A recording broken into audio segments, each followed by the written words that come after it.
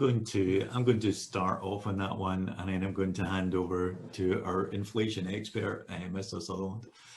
So I think two things to say. The first thing is, when to get the kind of dividend growth that we've achieved over the last 8 or 9 years, you have to be dealing with businesses that have got good returns on equity and good margins. And how those businesses sustain those good margins is really through having a degree of pricing power.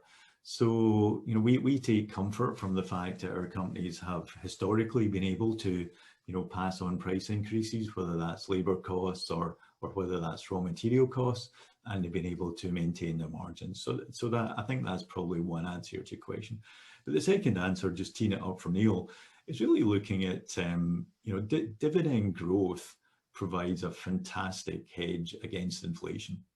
And, if you can get real dividend growth, then yeah, I think of all the things that you can do for a portfolio, that is about the best inflation protection you can give someone. And Neil, do you just want to talk about the kind of dividend growth that we've seen, and just how much more than inflation that has been?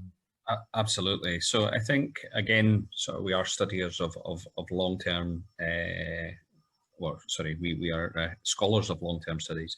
So looking at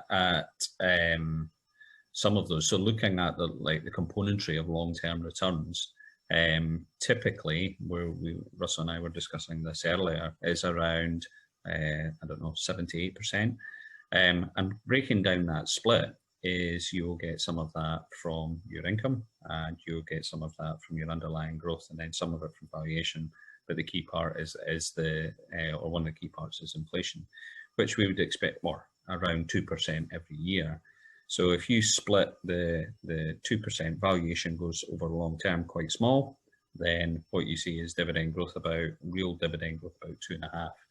Then what we're focusing on is that larger dividend growth, as Russell was saying, that we would expect that to be able to deliver over time greater returns. So what we're seeing, in, I suppose, in that chart is that 10.4% is much higher than those long-term rates, and we would expect that to deliver the inflation against a higher inflationary environment. I think the other thing to say is, with short periods of, part of the thing that goes with inflation is rising interest rates.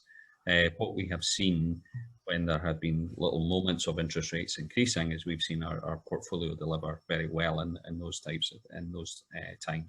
So what we've seen is the relative performance against benchmark has been pretty good.